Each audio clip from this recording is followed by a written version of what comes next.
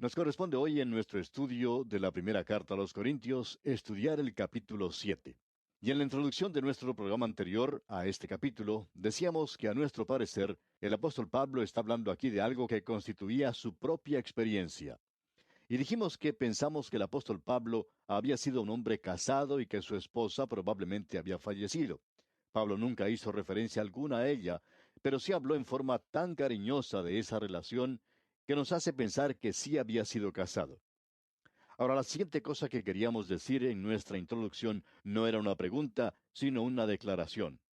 Y es que debemos comprender cómo era Corinto en esa época. Porque si no lo hacemos, caemos en la trampa de decir que el apóstol Pablo está ensalzando la condición de soltero sobre la de casado. Uno tiene que comprender lo que ocurría en Corinto en esos días para saber de lo que Pablo está hablando aquí. Vamos pues a leer nuevamente el versículo 1 y también el versículo 2 del capítulo 7 de esta primera carta a los Corintios. Los primeros dos versículos dicen: En cuanto a las cosas de que me escribisteis, bueno le sería al hombre no tocar mujer, pero a causa de las fornicaciones, cada uno tenga su propia mujer y cada una tenga su propio marido. Nosotros debemos entender a Corinto. Esa era una ciudad dominada por los acrocorintos. Cuando uno visita las ruinas de la antigua Corinto, sobre esas ruinas se puede apreciar una gran montaña. Allí estaba la Acrópolis. Se la llamaba Acrocorinto. Era algo bastante elevado. En la cima se encontraba el templo de Afrodita. Sobresalía de la ciudad como una negra nube. En ese lugar se encuentra en el día de hoy una fortaleza, mejor dicho, las ruinas de un fuerte usado en el tiempo de las cruzadas.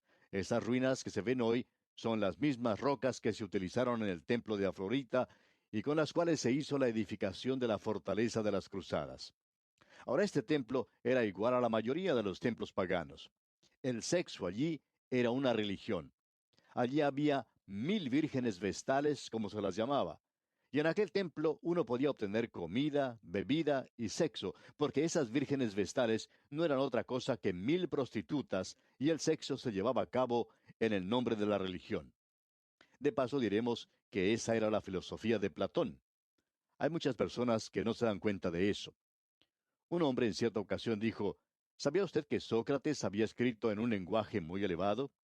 Y a veces lo hizo, en verdad, pero él también les dijo a las prostitutas cómo debían portarse. El único pensamiento en esa época era el de liberarse de los deseos del cuerpo. ¿Pero cómo lo hacían? Satisfaciéndolos. Y eso es paganismo. Uno tiene dos filosofías básicas de los griegos: el estoicismo, por medio del cual no se satisface, y el epicureísmo, por medio del cual se satisfacía completamente. En el mundo romano, la esposa no era otra cosa que una simple propiedad. Para lo único que se la quería era para trabajar. Y un hombre generalmente tenía varias mujeres. Una de ellas estaba a cargo de la cocina, otra se encargaba de la limpieza de la casa, mientras que otra se dedicaba a cuidar las ropas. El sexo era algo secundario, porque el hombre iba al templo. Allí es donde encontraba a las muchachas bonitas. Él iba al templo donde se llevaba a cabo ceremonias de fertilidad. Tiene que creer, amigo oyente, que en ese templo es donde tenían lugar todas estas cosas. Uno puede encontrar en el día de hoy entre los beduinos en Israel que ellos tienen varias mujeres. Para ellos es algo práctico. Una de ellas tiene a su cargo el cuidado de las ovejas, otra viaja con el esposo en sus andanzas de un lugar a otro, aún otra permanece en lo que es el centro de sus actividades, su hogar, donde por lo general tienen algunos árboles frutales y donde está la tienda que es su residencia. Podemos ver que este hombre necesita como mínimo 3 mujeres. Y en aquel día en Corinto, eso es lo que ocurría. Ahora Pablo está elevando el matrimonio a su posición más alta, y él nos está diciendo aquí que no debemos hacer lo que acabamos de describir. Uno debe tener a alguien a quien pueda amar. Y este es el hombre que elevó a la mujer de ese lugar de esclavitud en el mundo pagano, en el imperio romano, y la hizo la compañera del hombre, la volvió a colocar en la posición que merecía. Él estaba en Éfeso cuando escribió a los Corintios, y allí estaba ese terrible templo de Diana. Pablo les escribió en otra oportunidad a los Efesios y les dijo: Maridos, amad a vuestras mujeres, así como Cristo amó a la iglesia y se entregó a sí mismo por ella. Ahora quizá alguien diga: sí, pero él también les dijo a las mujeres que debían obedecer a sus esposos. Y me gustaría saber dónde fue que dijo eso. Sí, y alguien también puede decir, no es Efesios 5:25 lo que usted tiene que leer, sino Efesios 5:22, donde dice, las casadas estén sujetas a sus propios maridos. Bien, ¿ha prestado atención alguna vez a esa palabra sujetar? ¿Se ha dado cuenta de lo que en realidad quiere decir? Quiere decir casadas respondan a sus propios maridos, es decir, que deben reaccionar, actuar hacia el hombre. El hombre es el agresor, él es el que da comienzo a cada expresión de amor y la mujer es la que lo recibe. Ella tiene que responder al hombre, no solamente en lo que se relaciona con el sexo, sino mental, espiritual, psicológica y físicamente. El hombre es el agresor, la mujer es la que recibe. Dios los creó de esa manera en el comienzo. Él la creó a ella como una compañera. Ahora, ¿qué es una compañera? Ella es la parte recíproca del hombre. Es la otra parte del hombre. Cuando el esposo le dice, yo te amo, ella responde diciendo, yo te amo. Y cuando en el día de hoy un esposo dice que tiene una esposa fría, él está comunicando algo de sí mismo. Él está diciendo que es un mal esposo y que él es culpable por esa situación. Ahora Pablo en esta ocasión está elevando a la mujer de su anterior estado de esclavitud al de compañera del hombre. Escuche lo que él dice aquí en el versículo 3 de este capítulo 7 de su primera carta a los Corintios. El marido cumpla con la mujer el deber conyugal y asimismo la mujer con el marido. Ella debe reaccionar. Él debe decirle a ella que la ama. Y en el versículo 4 leemos, la mujer no tiene potestad sobre su propio cuerpo, sino el marido. Ni tampoco tiene el marido potestad sobre su propio cuerpo, sino la mujer. O sea que el marido no debe ir al templo de Afrodita. Ese es un pecado en el libro de Pablo y en la palabra de Dios. Él está diciendo aquí que debe quedarse en el hogar. El amor y el sexo tienen que tener lugar en el hogar, dentro del hogar. Y eso es precisamente lo que el apóstol Pablo está diciendo aquí. Y él continúa hablando en el mismo espíritu. El único motivo para el matrimonio es el amor, no el sexo, sino el amor. Y estamos convencidos de que Pablo había conocido el amor de una buena y gran mujer. Otra razón es que cada hombre que hizo algo para Dios en las Escrituras conoció el amor de una mujer. Adán y Eva, por ejemplo, Jacob y Raquel, Booz y Ruth, David y Abigail. Ella fue la que le dijo a David, la vida de mi Señor será ligada en el haz de los que viven delante de Jehová tu Dios. Luego tenemos a Pablo y a una mujer desconocida. Hay otros aspectos de este problema, diremos de paso, de los cuales Pablo habla en este capítulo. Pero vamos a guardar esto para otra oportunidad. Matrimonios mixtos, divorcios y cosas por el estilo. Pero es necesario que comprendamos que el apóstol Pablo está hablando de este tema aquí. Y por tanto, vamos a leer ahora lo que dice aquí el versículo 6 de este capítulo 7 de la primera epístola a los Corintios. Dice, mas esto digo por vía de concesión, no por mandamiento. Ahora, ¿de qué está hablando aquí? Bueno, escuche usted lo que él había dicho antes en el versículo 5. Dice, no os neguéis el uno al otro, a no ser por algún tiempo de mutuo consentimiento, para ocuparos sosegadamente en la oración, y volved a juntaros en uno, para que no os tiente Satanás a causa de vuestra incontinencia. Ahora él no está diciendo que no está escribiendo esto por inspiración, y hay que tener mucho cuidado cuando leemos esto. Él no está diciendo que no está escribiendo esto bajo la inspiración de Dios. Lo que él dice simplemente es que no es una regla de ningún modo, que esto no es un mandamiento. Él dice al comenzar el versículo 7, quisiera más bien que todos los hombres fueran como yo. Ahora, en esta oportunidad, él ya no tenía una esposa. Él no tenía una para llevar con él, pero tenía que haber tenido una esposa antes. Y continúa diciendo entonces en el versículo 7, quisiera más bien que todos los hombres fuesen como yo, pero cada uno tiene su propio don de Dios, uno a la verdad de un modo y otro de otro. Hay algunos hombres que están al servicio del Señor y que no se han casado. Algunos no lo han hecho por muchos años, y ellos son de esa manera. Recuerde usted que el Señor Jesucristo dijo que hay eunucos que nacieron así del vientre de su madre, y hay eunucos que se han hecho eunucos por los hombres, y hay eunucos que asimismo se hicieron eunucos por causa del reino de los cielos. O sea que hay muchos hombres que han hecho esa clase de sacrificio. Un pastor dice que cuando él era joven, quería imitar a otro que estaba en el ministerio y que era soltero. Pensaba él que eso era lo mejor y pensaba que un soltero era una persona que no cometía una equivocación 2 veces. Pero se dio cuenta que eso no era para él. Deseaba tener una esposa y al leer esto, pues piensa que no es una regla, no es un mandamiento.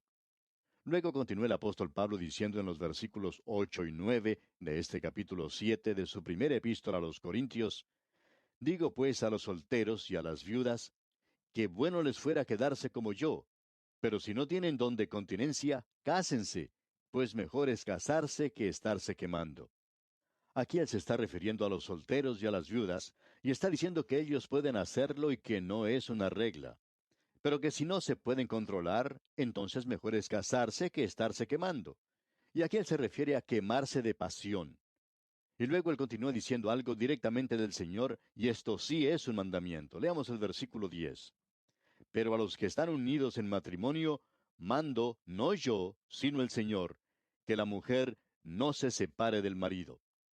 Si usted está por abandonar a su esposo por cualquier razón, debe permanecer sin casarse. Sigamos leyendo los versículos 11 hasta el 14 ahora. Y si se separa, quédese sin casar o reconcíliese con su marido, y que el marido no abandone a su mujer. Y a los demás yo digo, no el Señor, si algún hermano tiene mujer que no sea creyente, y ella consiente en vivir con él, no la abandone. Y si una mujer tiene marido que no sea creyente, y él consiente en vivir con ella, no lo abandone. Porque el marido incrédulo es santificado en la mujer, y la mujer incrédula en el marido. Pues de otra manera vuestros hijos serían inmundos, mientras que ahora son santos. Si usted está casada o casado con un hombre o una mujer que es incrédula y tienen hijos, usted tiene que tratar que ese matrimonio continúe. Pero si no puede, en el versículo 15 nos dice: pero si el incrédulo se separa, sepárese. Pues no está el hermano o la hermana sujeto a servidumbre en semejante caso, sino que a paz nos llamó Dios. Pensamos que aquí, en este lugar particularmente, el apóstol Pablo está diciendo que si una mujer ha sido abandonada por su esposo incrédulo, ¿qué es lo que debe hacer? ¿Casarse o no? Es una pregunta bastante delicada, de eso nos damos cuenta, pero creemos que el apóstol Pablo aquí está dando su permiso para que así se haga. Pero creemos que cada caso debe ser examinado en sus propios méritos. Pensamos que muchas veces la mujer puede forzar a que el esposo la abandone, o el esposo hace que su mujer deje el hogar, provocando intencionalmente esa situación para poder decir por lo menos que tienen argumentos bíblicos para lograr un divorcio. Luego dice el apóstol en la primera parte del versículo 16: porque, ¿qué sabes tú, oh mujer, si quizá harás salvo a tu marido? Y ese tiene que ser el objetivo de la esposa. Varias mujeres se han casado con hombres incrédulos y también varios hombres se han casado con mujeres incrédulas y ellos han tratado de ganarlas a ellas. Y ese tiene que ser el principal objetivo de sus vidas. Pero se nos dice en el versículo 17 de este capítulo 7 de la primera epístola a los Corintios: pero cada uno como el Señor le repartió y como Dios llamó a cada uno, así haga. Esto ordeno en todas las iglesias. Él está diciendo aquí que usted debe permanecer en la misma forma en que está ahora. Y esa debe ser la respuesta a una pregunta que lamentablemente ha causado muchos dolores, donde algunos ministros o predicadores han aconsejado a ciertas personas que se han divorciado y vuelto a casar, que ellos deben regresar a su primer esposo o esposa. Y no creemos nosotros que haya cosa más trágica que esta en muchos casos. Una señora, por ejemplo, fue a parar a una institución mental porque alguien le había aconsejado que eso era lo que ella debía hacer: regresar a un esposo borracho cuando ella había logrado establecer un hermoso hogar cristiano donde todos sus miembros ya habían sido salvos. Esto es algo trágico y necio. Creemos nosotros que es necesario leer una vez más lo que Pablo dice y conocer bien lo que él está diciendo. Eso es lo importante. Luego el apóstol Pablo continúa diciendo en los versículos 18 y 19: ¿fue llamado alguno siendo circunciso? Quédese circunciso. ¿Fue llamado alguno siendo incircunciso? No se circuncide. La circuncisión nada es, y la incircuncisión nada es, sino el guardar los mandamientos de Dios. Debemos ser obedientes a Cristo, eso es lo importante. Ahora, la circuncisión era un mandamiento del Antiguo Testamento, pero ahora uno tiene que ser obediente al Señor Jesucristo. Cada uno en el estado en que fue llamado, en él se quede.